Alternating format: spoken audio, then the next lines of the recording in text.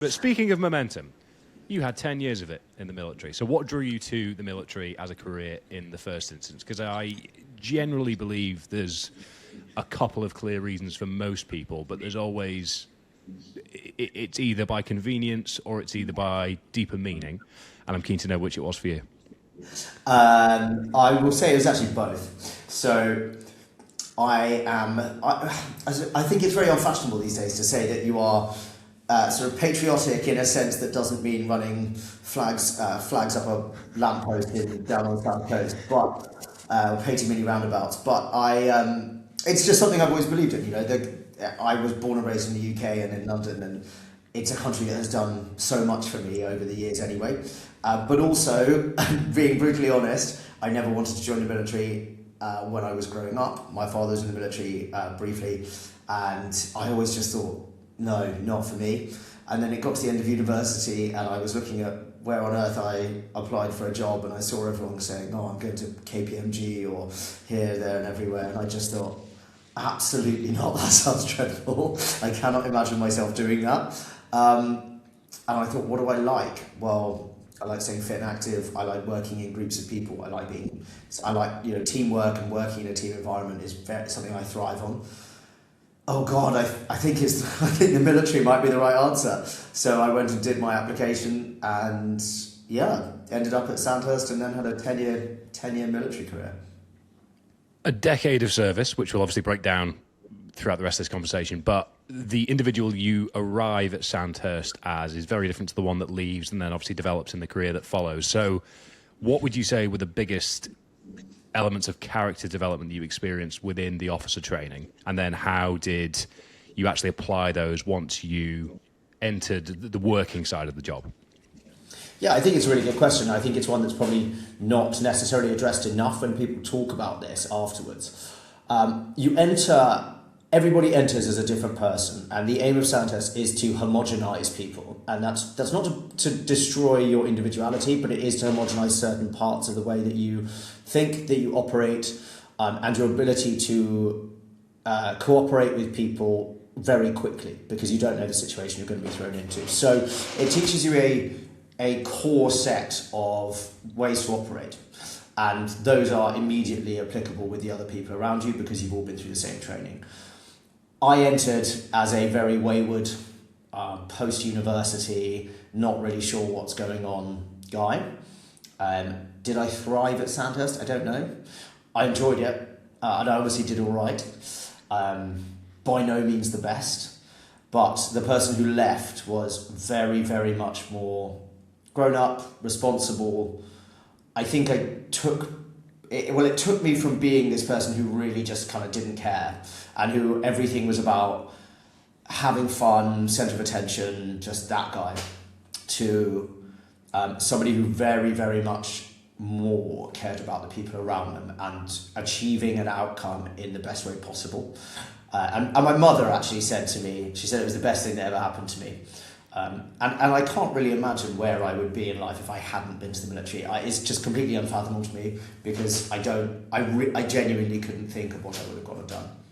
Probably this. How did you begin to apply that once you'd actually passed through Sandhurst? Because obviously it's a weird dynamic for a lot of people where you end up having people older than you reporting in. There's always the officer versus everyone else mentality, and there's very unique and novel challenges that will be thrust at you quite quickly. So how did you deal with that first significant transition from training to application? I think it's quite difficult because everything goes from being, as I say, training to real world scenario, and a real world scenario does not necessarily reflect a training scenario. But I think sort of conversely, you are going into an environment where people expect you to behave in a certain way, which is the way you've been trained, and they also expect the responses you're going to give because you are not the first officer that your soldiers have met. So they are used to seeing these little clones come out of the factory and try and stamp their authority right at the beginning and get it slightly wrong, get put back in their box, and then slowly grow over time with the assistance of the soldiers. So I think you apply what you've learned, and it's about understanding that you do have more latitude in which to operate than perhaps you previously thought. You don't have to get everything right at the beginning. There is a misconception that the army only accepts success, and actually it doesn't at all.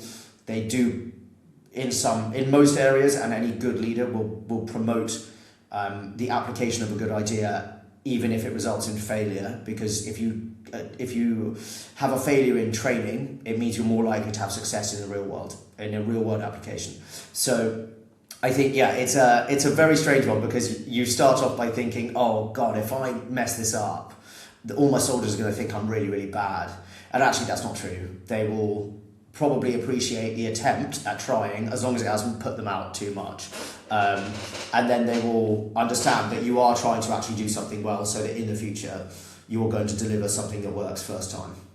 Were there any defining mistakes or errors that stick with you as part of that character development? Oh, so many, so many. I mean, I look back. One of the things that haunts me to this day, and it was in training. We were on one of the exercises, which anyone who's in the military listening to this, it's, they change the names of them all the time, but it's the defensive exercise at Sandhurst, and you go and dig your trenches, and you're awake for a week or whatever it is, doing all of this and hallucinating everywhere. And it was we had to go off on our final sort of clearance, and chest deep in snow in Thetford, and went through our final attacks.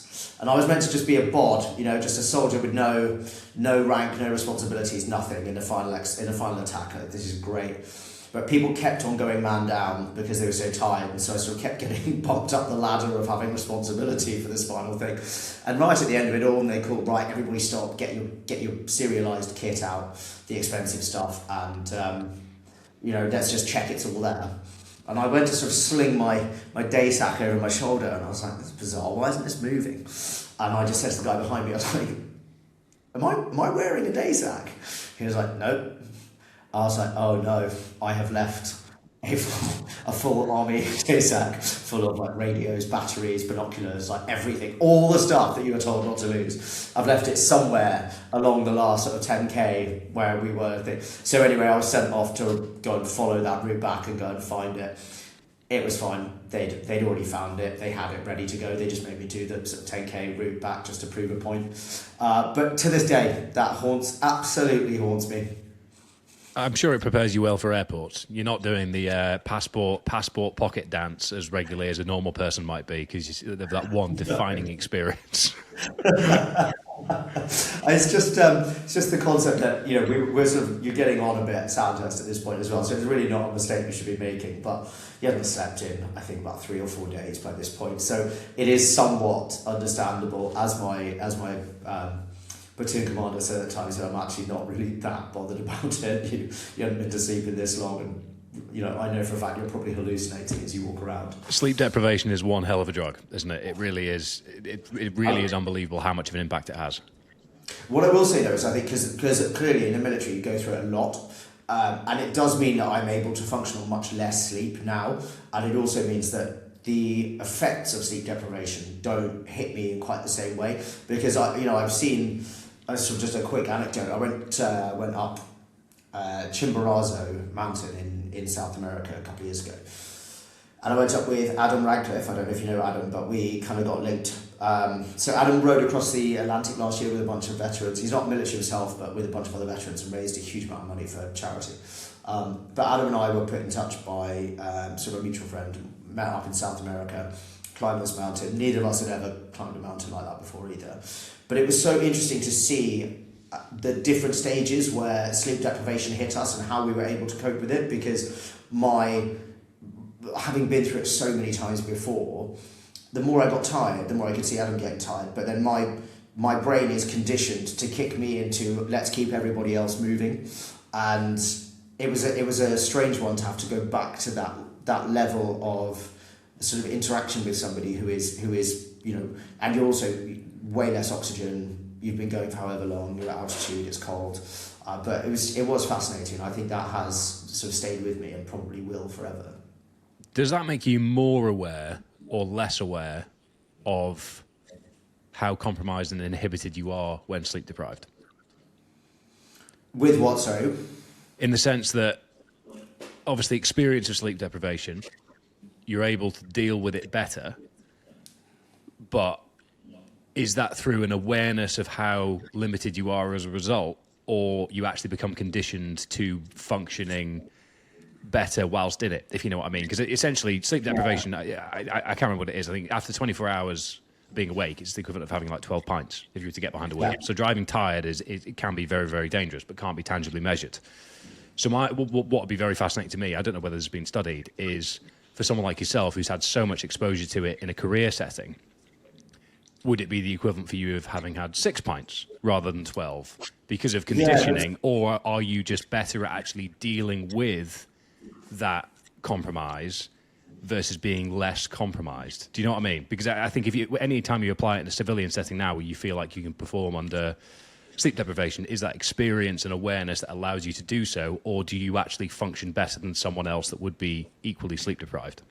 Well, I think it's probably a bit of both. So if you are conditioned to having very long periods with no sleep, or at least with reduced sleep, the output that you have to achieve doesn't change. So you will naturally find ways to achieve what you need to achieve. And in a military setting, especially as an officer, that comes down to planning. It comes down to sort of managing multiple radio networks like at the same time, joining these nets and then having 6 different people talking in your ears at once is hard enough anyway. But when you're doing it and you haven't been asleep for 24 hours, I mean, you are more likely to make mistakes, of course you are, but it's a case of, do you achieve that and everybody gets to stay alive, but you have reduced capacity, or do you try and go like, oh, I'm just going to get some sleep, and then everybody's gone. So it's, you find ways to get through things like that. So when you have extreme sleep deprivation, eating, caffeine, nicotine, all of these things that are stimulants, which I think people underestimate. When you eat, it's not just about, someone like yourself knows you've got to eat to get through kind of physical exertion at these points. But actually, when you're just awake for a long time, eat through it. You will stay awake if you keep eating through it. People can always say that if you eat a carby meal before you go to sleep, and it will help with cortisol spiking, or it will help with insulin resistance and things. If you just want to stay awake, also just keep eating and then go for a little walk around the vehicle or whatever it is that you're using. You will stay awake. And obviously drink a whole pot of sort of Nescafe in about 2 hours. Yeah, not premium coffee, functional coffee.